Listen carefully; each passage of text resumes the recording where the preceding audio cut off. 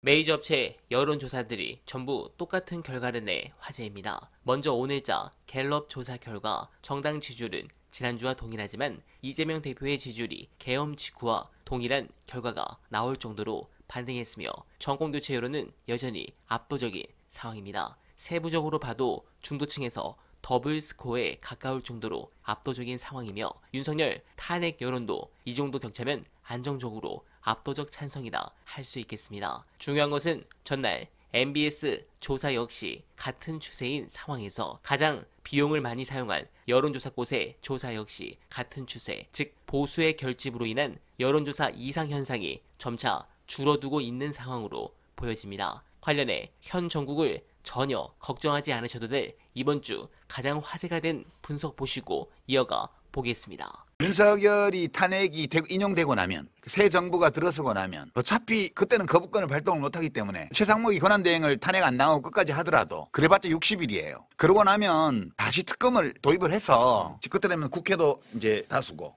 그다음에 행정권도 가지게 되잖아요. 그럼 특검을 도입해서 수사를 하면 다 밝힐 수 있어요. 그러니까 시간 문제야. 근데 문제는 탄핵 인용이 빨리 나야지. 그게 안 나니까 지금 사람들이 불안한 거잖아. 탄핵 인용과 관련해 가지고 지금 뭐 극우 쪽은 이야기하는 게 뭐냐면 이재명 대표의 그 사법부 판결과 함께 뭔가 지금 조율에 들어가는 것 아니냐 뭐 이런 해석들이 나오고 있더라고요. 그쪽은 희망사항이죠. 우리가 보통 음모론에 빠질 때는 어떨 때 빠지냐 하면 누군가가 어떤 주체가 있어서 이 전체적인 상황을 다 파악하고 지휘하고 기획하고 실행하고 이렇게 할 수 있는 어떤 행동의 단위가 있다고 가정을 하면 그게 돼요. 지금은 혼돈이에요. 지금은 어느 세력 어떤 개인도 상황을 장악하고 있지 않아요. 아, 그러면 좀 낫지. 그러니까 이제 오동훈 공수처장이 요새 전투력 만렙돼가지고 국회에 가고 막 국힘 의원들하고 막 지지고 볶잖아요. 그 모습도 재밌어. 어떻게 국민의힘하고 싸워. 네, 그런 것처럼 각자가 저마다의 의지를 가지고 저마다의 목표를 추구하면서 저마다의 권한을 가지고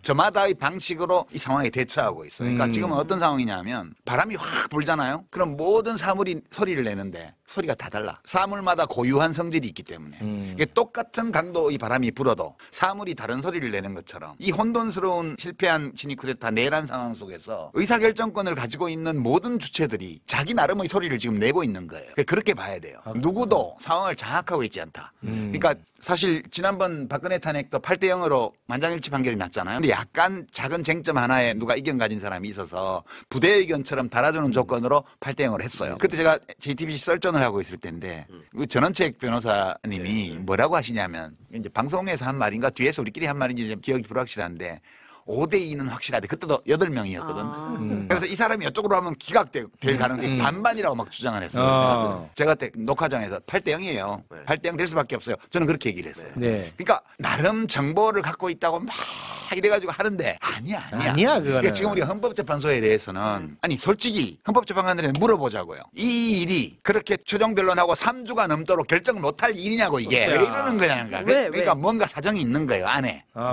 헌법재판관들 사이에 뭔가 사정이 있는 거예요. 이게는 국회 소추단에서 제기한 5가지 쟁점이 있잖아요. 이 5개의 사실관계를 확인하고 확인된 사실들에 미뤄볼 때 헌법 위반이 있었느냐를 판단하고 이 헌법 위반이 중대한지에 대해서 살피고 그리고 헌법소 의지가 없다는 거는 윤석열의 지금까지 행태를 볼 때 명백하잖아요. 그러니까 이렇게 따지면 내가 보기에 하루면 끝날 일이. 근데 이거를 지금 3주씩이나 끌면서 못하는 이유가 뭔데? 지금 국민들은 헌법재판소에 묻고 있는 거예요. 헌법재판소는 취재가 안 돼. 그러니까 지금 우리가 이 상황에서 그 극우 유튜버들이 뭐 5대3으로 뭐 기각난다 뭐 각하된다 이런 소리들 막 떠들어대고 있어. 이 조건에서는 이렇게 물어봐야 돼요. 제가 뭐 다른 데 나가서도 그렇게 하는데 헌법재판소 관들의 평의가 진행되는 상황에 대해서 어떤 정보가 있었어요? 이렇게 물어봐요. 신뢰할 만한 어떤 정보가 있기에 그런 얘기를 하냐?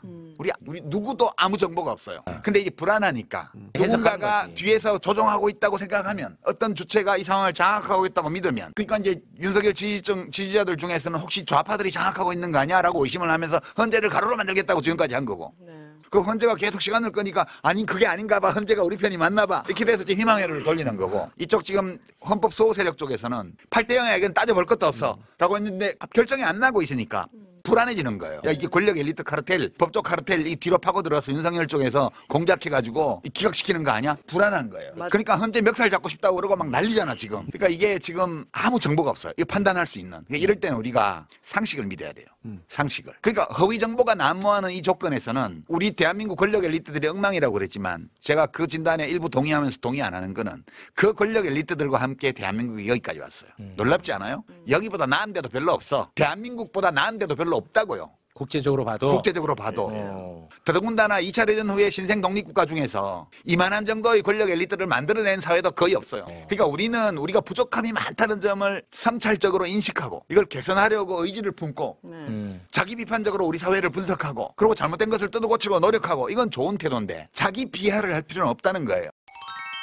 네, 공감합니다. 여기에 저는 헌재의 상황을 그 누구도 알 수 없다고 하지만 이재명 대표의 재판을 지켜보며 시간을 끌고 그 결과가 어떻게 나오든 대선에 영향을 미칠 수 있도록 조정하면서 국힘당의 요구 조건을 어느 정도 수용하는 모습을 보이며 자신들이 공정하게 노력했다는 명분을 쌓은 뒤 결국 윤석열에 대한 탄핵을 인용하는 방향으로 갈 가능성이 크다고 생각합니다. 또한 어제 삼성 이재용 회장이 이재명 대표를 향해 보인 태도를 고려했을 때 윤석열 탄핵은 이미 기정사실화된 것이 아닌가 싶습니다. 다만 답답한 것은 헌법재판관들이 박근혜 탄핵 당시보다 훨씬 더 명확한 윤석열의 위헌적, 형사적 증거들이 넘쳐나는 상황에서도 정치적 셈법을 따지면서 시간을 끌어 결국 국가와 국민에게 불필요한 피해를 주고 있다는 점입니다. 이러한 부분이 정말 화가 납니다. 그래서 저는 차후 두창일을 헌재가